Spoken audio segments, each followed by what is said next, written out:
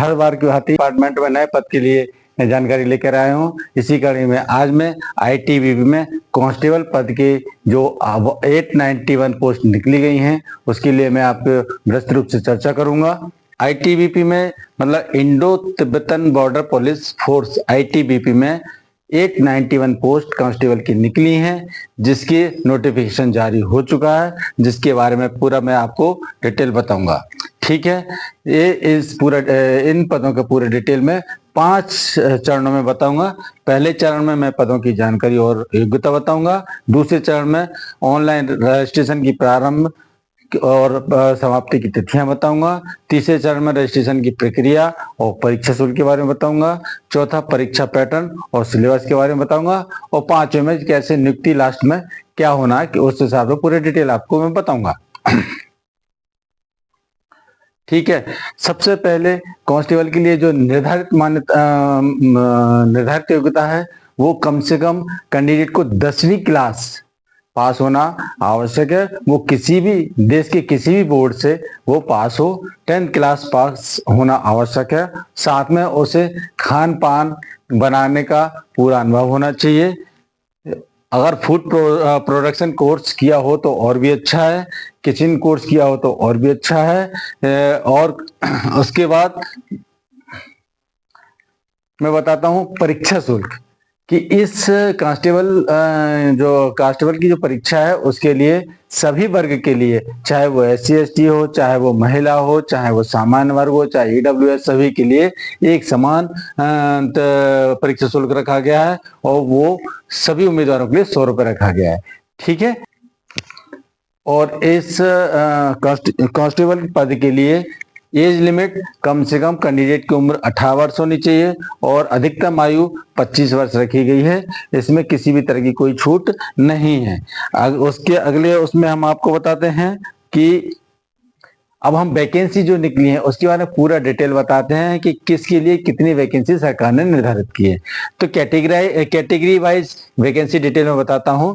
जो कांस्टेबल के लिए जो मेल कैंडिडेट हैं उनके लिए अनरिजर्व 389, ओबीसी के लिए 138, EWS के 69, SC के लिए 41, ST के लिए 60, इस तरह से 697 मेल कैंडिडेट के लिए कांस्टेबल पद के लिए भर्ती रखी गई है। और महिला अभ्यर्थियों के लिए 69 अनरिजर्व, 24 ओबीसी, EWS 12, SC की 7, ST की 10 और इस तरह से महिलाओं के लिए 122 पद रखे गए हैं। ठीक है, उसके बाद में आपके बारे में आपको डिटेल बताता हूं कि अब ये निर्धारित योग्यता होने के बाद आगे आपका सिलेक्शन कैसे होगा। तो सिलेक्शन का 3 चरणों में होता है। तो उसके लिए आपको क्या करना है, 3 फिजिकल एफिशिएंसी टेस्ट होगा, फिजिकल स्टैंडर्ड टेस्ट होगा और रिटन एग्जाम होगा। ठीक है, जो फिजिकल एफिशिएंसी टेस्ट मिनिमम को क्वालिफाई करेगा उसके बाद फिजिकल स्टैंडर्ड टेस्ट भी पास करना होगा। उन दोनों को पास करने के बाद ही आप रिटन एग्जाम दे पाएंगे। ठीक है, इसके बारे में आपको बताता हूं। जो आईटीबीपी हेड कांस्टेबल का सिलेबस और एग्जाम पैटर्न के बारे में मैं बताता हूं, है ना। वर्ष 2024 के लिए आईटीबीपी हेड कांस्टेबल पाठ्यक्रम भारत तिब्बत सीमा पुलिस द्वारा आईटीबीपी हेड कांस्टेबल परीक्षा पैटर्न के साथ जारी किया गया था। जो उम्मीदवार भर्ती होना चाहते हैं उन्हें आईटीबीपी हेड कांस्टेबल पाठ्यक्रम को पास करना होगा ताकि वे लिखित परीक्षा की तैयारी करते समय किसी भी विषय से ना चूकें। ठीक है, आईटीबीपी हेड पर उसके लिए आपको 6 चरण आपको पूरे करने होंगे कांस्टेबल पद के पहुंचने के लिए। सबसे पहले उम्मीदवारों को 6 चरण की प्रक्रिया के माध्यम से शॉर्टलिस्ट किया जाएगा। शारीरिक दक्षता परीक्षा मतलब पीईटी, शारीरिक मानक परीक्षा मतलब पीएसटी, लिखित परीक्षा मतलब, और उसके बाद कौशल परीक्षा। सभी उम्मीदवारों को सलाह दी जाती है कि लिखित तैयारी करते समय आईटीबीपी हेड कांस्टेबल का जो सिलेबस है उसको ध्यान में रखते हुए ही तैयारी करें। ठीक है, सबसे बड़ी अच्छी बात है कि इसमें जो रिटन टेस्ट होगा उसमें नेगेटिव मार्किंग नहीं होगी, है ना। और इसका जो डिटेल है वो आप ITBP की आधिकारिक वेबसाइट से सिलेबस और परीक्षा पैटर्न डाउनलोड कर सकते हैं। और यदि आप मुझसे यदि आप सिलेबस और परीक्षा पैटर्न चाहते हैं तो आप कमेंट बॉक्स में लिखें, मैं आपको उपलब्ध करा दूंगा। ठीक है, अब ITBP हेड कांस्टेबल परीक्षा के लिए आपको क्या करना है,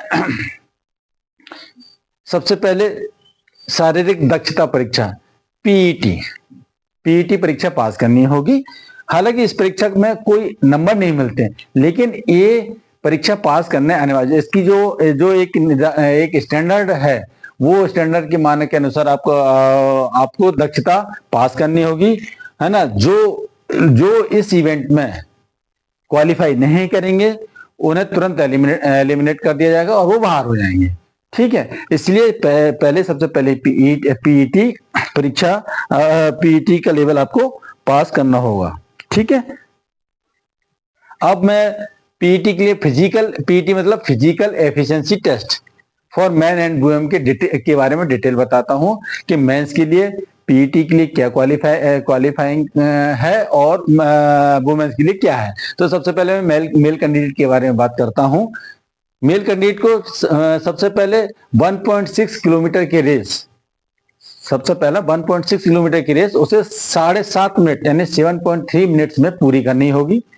दूसरा 11 feet long jump, 11 feet long jump करनी है, उसके लिए उसे 3 चांस मिलेंगे, उन 3 चांस के अंदर उसे 11 फीट की लॉन्ग जंप पूरी करनी होगी।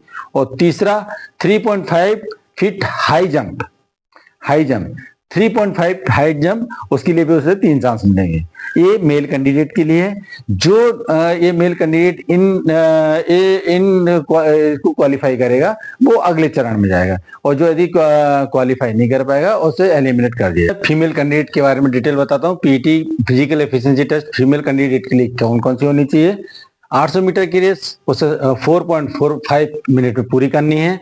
9 फीट लॉन्ग जंप के लिए उसे 3 चांस मिलेंगे, और 3 फीट हाई जंप के लिए भी उसे 3 चांस मिलेंगे।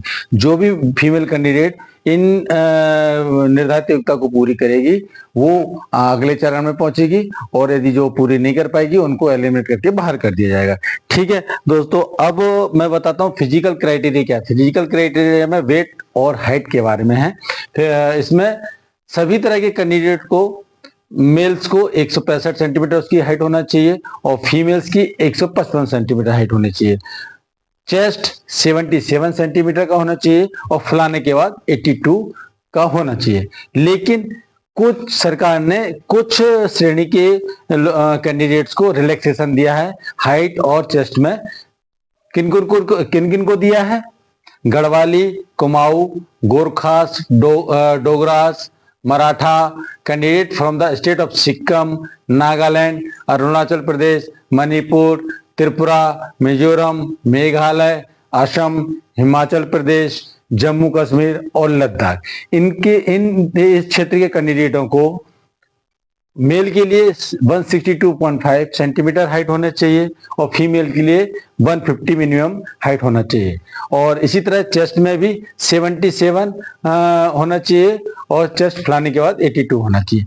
ठीक है, इन सभी योग्यता को पूरी करने के, इन सभी निर्धारित मापदंड को पूरा करने के बाद जो बच्चे इनको पूरा करें, निर्धारित मापदंड को पूरा करेंगे, वो रिटन टेस्ट के लिए क्वालिफाई करेंगे, और जो इनको पूरा नहीं कर पाएंगे उनको एलिमिनेट कर दिया जाएगा। ठीक है, तो बच्चों इस बात पर भी ध्यान रखना। अब मैं आपको जो बताता हूं सबसे जो महत्वपूर्ण बात है अभी, वो है कि फॉर्म कब भरे जाएंगे। तो सरकार ने नोटिफिकेशन तो अभी जारी कर दिया है, लेकिन फॉर्म भरने जो शुरू होंगे वो 2 सितंबर 2024 से 2 सितंबर 2024 से फॉर्म भरना शुरू होंगे, और फॉर्म भरने की अंतिम तिथि है 1 अक्टूबर 2024। फॉर्म भरने की अंतिम तिथि 1 अक्टूबर 2024, और फीस पेमेंट जमा करने की जो फीस है वो 1/10/2024 लास्ट डेट है। ठीक है, तो इस चीज को सबको ध्यान में रखते हुए अभी सभी पे आप पूरी तैयारी करें। अभी टाइम है, अपने फिजिकल पर ध्यान दें, अपने रिटन टेस्ट पर ध्यान दें, और अच्छी तरह से तैयारी करें। मेरी विश आप सबके साथ में है। अब मैं आपको एक चीज बताना चाहूंगा कि मैं हमेशा अपने चैनल पे नए नए लेटेस्ट अपडेट लेके आता हूँ। जिसको आप यदि चाहते हैं कि आपको तुरंत मिले तो आप मेरे चैनल को सब्सक्राइब करें और बेल आइकन के बटन को दबाएं, जिससे कि आपको लेटेस्ट आपके जानकारी आपको नोटिफिकेशन तुरंत मिल सके। और साथ में ये हमारे वीडियो आप अपने और दोस्तों में भी शेयर करें, जिससे कि उनको भी इन पदों के बारे में जानकारी मिल सके। धन्यवाद।